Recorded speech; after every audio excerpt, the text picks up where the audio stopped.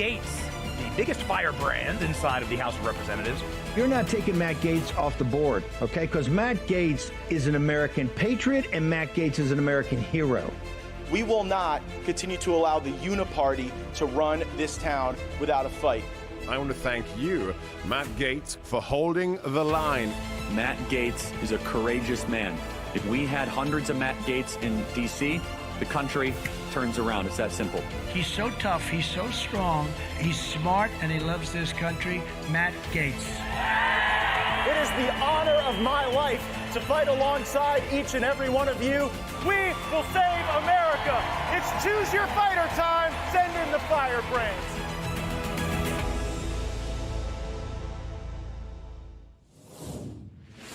Welcome back to Firebrand. We're broadcasting live out of room 2021 of the Rayburn House office building in the Capitol complex here in Washington, D.C. Fauci has been naughty in Montana. We've got new investigative reporting on the coronavirus research that we were exporting from the United States of America. That's coming up. News from the Colorado courtroom, which has totally gone off the rails regarding the effort to get President Trump off the ballot, despite being just by far the leading Republican candidate. And if we're having any issues on Rumble right now, let us know. We're working out a new rig here, as you can see. We began in Israel. Let's get this Bloomberg piece up. Israel showing that we've got some folks coming out of Gaza. We've got Jordan recalling their ambassador here. Jordan puts out a statement recalling its ambassador to Israel, quote, in rejection and condemnation of the ongoing war in Gaza. That's from the foreign minister of Jordan. And we're also getting word that there is some progress in the Rafah crossing, getting people out of harm's way. This from the Bloomberg report. Some foreigners and wounded Palestinians were allowed to leave Gaza Wednesday and have arrived in Egypt. In the first such development since Israel began its ground invasion in the territory, the Qatar-mediated deal intends to lead around 500 people leaving each day. This will be the wounded, the injured, the civilians, and we certainly want them out of harm's way. And it brings us to really the debate in Washington regarding legislation and funding. As you well know, we have a memorandum of understanding with Israel to maintain their qualitative military edge in the region. Israel maintaining a qualitative military edge is something that has been part of U.S. foreign policy for decades. It's something I support, and it's something that has put Israel on a $3.8 billion auto pay to build the Iron Dome and David Sling and Arrow and other systems that not only benefit Israel, but really contribute to a lot of research and development of military equipment in the United States. But there is politics all over this Israel funding bill, and that's what I want to talk to you about. So Mitch McConnell wants to use the fact that Israel is a place with a 4,000-year connection to our faith to drag more Ukraine money across the line. Money for Ukraine that has lost the support of a majority of the majority in the House of Representatives. I spoke with a key senator over the weekend who said that in the Senate, standalone Ukraine money may have lost a majority of Republicans there as well. That would be a lagging indicator, but very telling and very significant. So what Mitch McConnell wants to do, because he's putting Ukraine first in all these negotiations, is he wants to combine the question on Ukraine and Israel. Now, I have advised House Speaker Mike Johnson to separate the question. That way we can isolate Ukraine and deal with it on, I think, a more sober and honest and thoughtful paradigm than we have in the past when we've simply allowed a blank check to go out the door to Zelensky and whatever his whims are. So you've got McConnell wanting to combine them. You've got Johnson wanting to separate them. Lindsey Graham has become the front man to stop whatever money is going to Israel from being offset in the budget. Take a listen. Do you side with the top Democrat in the Senate or the top Republican in the House? I side with Israel, and I want to get them as much money as they need as quick as they can get it. So to the House. I understand we need to start paying for things around here. I get that. But this is truly an emergency, and I don't think we've ever offset an emergency aid before. When we have a disaster, when it's a hurricane that hits South Carolina, we don't have pay-fors because it's an emergency. What I don't want to happen is that the support for Israel become partisan, right? I think there's probably 400 votes in the House to support Israel. And when you start putting things like pay-fors on the table, then you break that coalition apart. So you're And that's saying what I worry about. I cannot believe we just heard a Republican senator say that it is against the concept of bipartisanship to have budgetary offsets and pay-fors. Of course, that is the way to drive down the inflation that is crushing so many Americans, to ensure that we're not just printing more money, sending it abroad, and then diluting the dollars that are held by U.S. citizens. I was recently at an event in Northwest Florida, and I talked about Mike Johnson's pay-for the $14 billion Israel fund appropriation that we're sending into that conflict. And folks were pretty excited when they learned what Speaker Johnson's idea was. Johnson would pay for the Israel money by taking it right out of the hide of the IRS. And that is something I can undeniably get behind. The IRS used to have a $12 billion budget. That swelled to an $80 billion budget as a consequence of the Inflation Reduction Act. And so this would peel back $14 billion of that, and I think let our people off the mat when it comes to excessive government weaponization, and that is exactly what these IRS agents would be intended to do. You heard Kevin McCarthy promise the repeal of the 87,000 IRS agents. That never happened. But if the IRS functioned as the pay-for Israel, well, then we take a meat cleaver to the IRS, and at the same time, Israel doesn't become the engine that has to haul the Ukraine money politically. So I think it's quite a deft strategy by the speaker. Also, as we're looking at issues around the world, I want to go to China, because there are things happening in China that we should be very concerned about. Now, given this U.S. involvement in the war in Ukraine and growing involvement in the Middle East as Israel defends itself, you have to monitor the activities and the rhetoric of the CCP and the People's Liberation Army in China. There would be a perfect storm with the United States distracted, overstrained, to have a Taiwan invasion while our focus was elsewhere. Now, the CCP and its military counterpart, the PLA, recently made military movements that could signal pending conflict over Taiwan. We could be in that envelope of a potential invasion. Let me walk you through the timeline. So back in August of 2023, they added 26 planes and 13 ships to the patrols and to the sorties that were around Taiwan. And I mean, this was the biggest increase that we had seen throughout the summer. Then in September of 2023, Taiwan says China bolstered its nearby coastal military bases. Here's the quote. "The information we have received is that all important military bases along the coast are being continuously updated." Now, keep in mind, these are oftentimes the military bases that they have carved out of reefs. They've constructed these islands to be able to project power and to be able to maintain air superiority in the event of some sort of conflict. Then on October 16th, 2023, Xi Jinping signals that continuity is critical to his political agenda. He did this at the Chinese Communist Party Congress speech, stating, quote, "Reunification definitively must be achieved, and reunification will be achieved." On October 20th, 2023, a record number of Chinese fighter planes, about 100, flew around Taiwan in just one day. Imagine that, this tiny little island, and they got 100 plus Chinese fighter planes almost blanketing the sky. Also, October 2026, 2023, a Chinese J-11 fighter conducts a dangerous intercept of a U.S. B-52 bomber at night in international airspace over the South China Sea. Watch and listen to that encounter.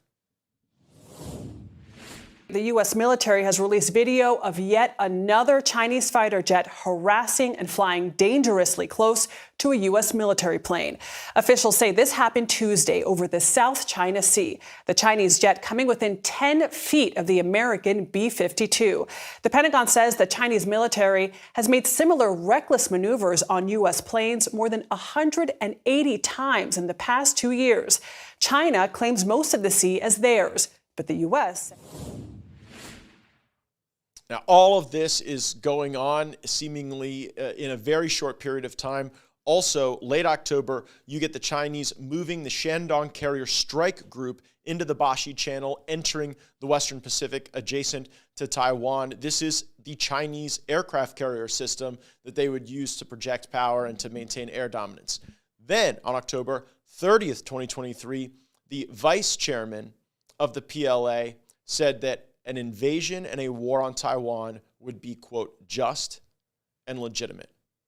So I cover these things because as you see a lot of the mainstream media focusing on what's going on in Ukraine and certainly what's going on in Israel, we cannot forget that America's pacing challenge is China. And they are making aggressive moves, and they're doing so, I think, with a keen eye to the distractions that we are facing, particularly in Ukraine. We should not borrow money from China to go fight wars in Ukraine or in the Middle East.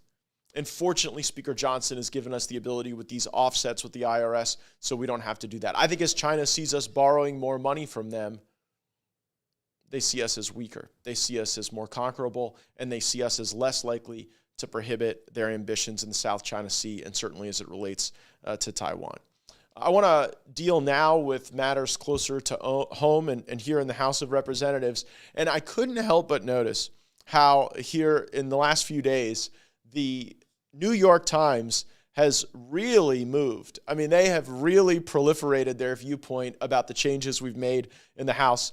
Let's put up this first headline from the New York Times, October 4th, 2023, how gerontocracy explains the Matt Gaetz clown show. So October 4th, it's the Matt Gaetz clown show going on in Congress, and this printed in the New York Times. You can analyze the circus in the House of Representatives in terms of personalities, the bland ambition of Kevin McCarthy, coddling with the antic, made-for-television career of Matt Gaetz.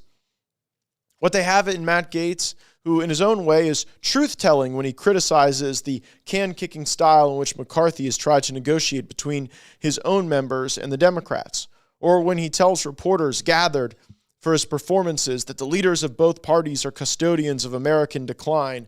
Here's the operative sentence. But Gaetz has, of course, no politically plausible vision of his own. So beginning of the month, it's a clown show that I run.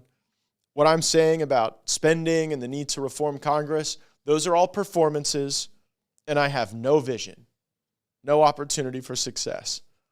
Fast forward to October 26th. Matt Gaetz created a win-win situation for himself. Also published in the New York Times. And here, we even get a reference to Firebrand. Matt Gaetz, Republican of Florida, and McCarthy's Bête Noire confirmed this week on Firebrand, quote, "If we end up with a more conservative speaker, then we will have achieved an upgrade at the position, and if not, you will know why. This implicit threat that you either have to accommodate Mr. Gaetz and his allies or fulfill their grievance narrative was not lost on a weary conference looking to make peace, however fleeting. Enter Mr. Johnson, who is broadly acceptable to the conference, even as Democrats blanch at his statements and record. Taking cue from Mr. Gaetz, the hardliners have decided to take the win, at least for the time being. There are early signs that Mr. Johnson may be treated with a level of political grace not afforded to other hopefuls." So we've gone from the clown show with no vision to the win-win situation. They're setting it up. And now that we've actually seen Mike Johnson's plan, a return to single-subject spending bills, we have a whole new perspective published in the New York Times. Here, October 31st, just yesterday, on this issue, Matt Gaetz actually has a good point. This from Peter Suderman. Just days before winning the race for House Speaker last week, Representative Mike Johnson of Louisiana sent a letter to his colleagues laying out a plan to complete the budget process by bringing 12 individual appropriations bills to the floor. Mr. Johnson built his plan as a way to, quote, allow us to demonstrate good governance. It put him firmly in the camp of the GOP rebels, like Matt Gaetz of Florida, who led the revolt against Speaker Kevin McCarthy and has been called a whack job by their own colleagues. Whack jobs, I remember that. They've been likened to economic terrorists for their actions during budget negotiations. But in one way, the whack jobs have a point. The federal budget process is broken. It has been broken for decades. What the Republican rebels say they want isn't congressional chaos, but the opposite. Good government, legislative transparency, and real democratic accountability when it comes to the power of the purse. They want to achieve this through a return to regular order, which means passing individual appropriations bills and allowing for a more open debate and amendment process on the bills. That is what Mr. Johnson has promised. For years, sober budget policy experts on the right and left have called for a return to regular order, viewing the current process as broken and corrosive. The closed-door nature of this process leads to distrust within the Congress. So what a movement from the clown show to the win-win to the actual good substantive point that we are making. And what's most important is not just that we are articulating a vision for a budget process that returns to regular order, but that our new House Speaker, Mike Johnson, shares that vision. It is his vision. It is what he has promised the country, the Republicans in Congress, and it is the only way to ever create any type of downward pressure on spending. But of course, predictably, because Mike Johnson isn't bought and paid for by the swamp, because he hasn't spent his entire career thinking about what decorations he would have in the Speaker's office, because he hasn't bent knee to every special interest group in this town, the knives are out for Mike Johnson. And perhaps the most ridiculous critique we have seen to date comes from the Daily Beast. Does the new Speaker of the House, Mike Johnson, have a bank account? And essentially this Roger Sollenberger piece from the Daily Beast criticizes Mike Johnson because he is not rich, he is not corrupt, and he is not rich as a consequence of being corrupt. Here's the piece. What's more likely is that Johnson lives paycheck to paycheck. Oh, see at the Daily Beast, I guess they look down their nose at the 61% of Americans who live paycheck to paycheck. So much so that he doesn't have enough money in his bank account to trigger the checking account disclosure rules for members of Congress. You see, the Ethics Committee requires you to submit any account that at a particular date has more than $5,000 in it. So if Mike Johnson is living paycheck to paycheck, well then he likely could fall below those disclosure requirements. And this has got the Daily Beast quite animated. Back to their writing. It's certainly not uncommon for Americans to have less than $5,000 in their bank account. Most Americans couldn't handle an unexpected $1,000 expense, according to a report earlier this year. And the median amount that Americans keep in their bank account is $5,300. But Johnson's household income puts him in the top 12% of earners in the United States, and it's extraordinarily rare for members of Congress to not list a qualifying bank account, let alone zero assets whatsoever. So Mike Johnson doesn't trade stocks. He's not involved in shady business deals. He's a father of 5 kids who, by the way, I think a good number of them have gone through LSU. And even though that's a state school, it ain't cheap to send kids to college. And the fact that this guy lives paycheck to paycheck and doesn't have all these exquisite sources of income because he's not trading stocks to come in a pauper and leave a prince from the United States Congress. The Daily Beast says that he is vulnerable to exploitation. You know who I think is vulnerable to exploitation? The people who are trading the stocks and who do get their ne'er-do-well relatives a bunch of no-show jobs. So I think Mike Johnson is a man of great character, and the fact that the Daily Beast is attacking him for not being rich, I think will only endear him to more of our fellow Americans.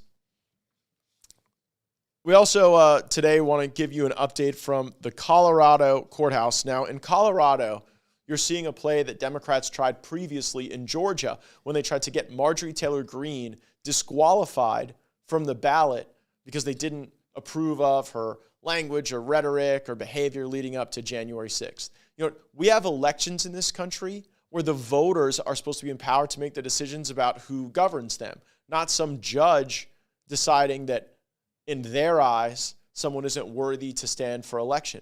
That is an incredible abuse of the Article III courts, and it is a diminution in the rights of all Americans ensconced in the Constitution and in our general principles of self-government.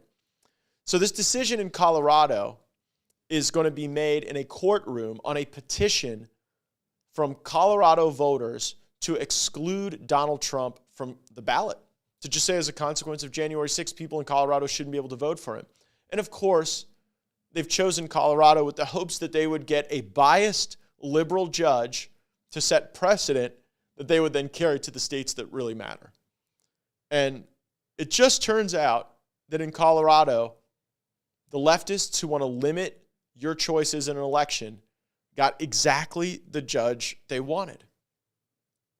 They got a judge who actually personally politically donated to a Colorado campaign to try to get people to defeat Lauren Boebert, Ken Buck, Doug Lamborn, other Republicans. And so, as you might expect, the Trump team filed a motion to get the judge's ruling on recusal. Because if it is even the appearance of impropriety, there's supposed to be recusal. Sasha, what I want to do, I want to go first to what the Colorado Turnout Project was. Let's get that on the screen. So the Colorado Turnout Project is the campaign that this Judge Sarah Wallace, donated to. And I'm going to read you their mission statement. The Colorado Turnout Project is a coalition of Colorado students, activists, veterans, and Coloradans from all walks of life who are fed up with the complicity of Colorado's Republican representatives in our nation's venomous political atmosphere. So already, sentence number one, they're saying that Republicans are contributing to a venomous political atmosphere. The mission statement continues. We formed shortly after Colorado Republicans refused to condemn the political extremists who stormed the United States Capitol on January 6, 2021. In fact, Republican Representative Lauren Boebert even encouraged the violence. That is such nonsense. The Colorado Turnout Project aims to prevent violent insurrections by addressing the problem at its source. If we vote out pariahs like Representative Boebert, we can turn Colorado blue once and for all. We aim to strengthen Colorado's Democratic congressional majority and expand it by taking the remaining 3 Republican seats in our state. Can you join us in our fight to remove hate mongers like Boebert from Colorado's House delegation? We are hate mongers. We are venomous. We are insurrectionists. That's the Colorado Turnout Project. And the judge overseeing the case about whether or not Trump is going to be able to be on the ballot gave money to support that politics, that just naked partisanship. And when she ruled on the recusal motion, this is what she said. Take a listen. The court has reviewed the motion to recuse that was filed yesterday, as well as the exhibits. I do not dispute that in October 22nd, prior to taking the bench, I apparently made a $100 contribution to the Colorado Turnout Project. That being said, prior to yesterday, I was not cognizant of this organization or its mission. It has always been my practice, whether I was entirely successful or not, to make contributions to individuals, not PACs. While I have no specific memory of this contribution, it was my practice and my intention to contribute to an individual candidate, not a PAC. I can assure all of the litigants in this litigation that prior to the start of this litigation and to this day, I have formed no opinion whether the events of January 6th constituted an insurrection, or whether intervener Trump engaged in an insurrection, or for that matter, any of the issues that need to be cited in this hearing. If I did, I would recuse myself. But because I don't, I deny the motion for recusal. That is the worst analysis on a recusal matter I have ever seen. This judge, Sarah Wallace, donated to an entity that wanted to categorize Republicans as venomous insurrectionists, and now she is having to preside over these proceedings where they're making those precise claims against President Trump. It is blatant. It is lawfare. And one of the questions we got, what are you going to do about it? Well, I think the Congress has equities in a federal election that we have not defended. I think we need to have Jack Smith before us.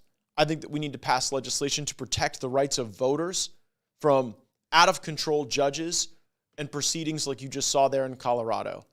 I mean, that is like having the referee of the game wear the jersey of the other team. It's like having the referee of the football game one of the paid boosters of the team that you are playing against. And it shows how illegitimate it is. And I think getting that information out is essential to our mission here. We've also got to get some information out regarding the inappropriate actions, potentially unlawful actions, of Dr. Anthony Fauci. There's an article from Daily Mail that we've just seen that discusses an investigation into the NIH under Fauci's leadership. They were conducting experiments involving coronavirus more than a year before the global outbreak of COVID-19. They were doing so with this Montana lab in concert with the Chinese. Here are the key facts. In 2018, the NIH under Dr. Fauci infected 12 Egyptian fruit bats with a SARS-like virus called WIV1. That was at this Montana lab. The WIV1 coronavirus was obtained from the same Wuhan lab, which is suspected to be the source of the COVID-19 pandemic. The bats were acquired from a Maryland zoo, and the experiment was aimed to determine whether or not the virus would cause robust infection. The research found limited evidence of virus replication and concluded that the virus did not cause robust infection in the bats. But there are also key issues regarding funding and collaboration. The investigation revealed that U.S. taxpayer money was used for these experiments. Between 2015 and 2023, at least 7 U.S. entities supported NIH grant money totaling $3.3 million. That went to labs in China performing animal experiments.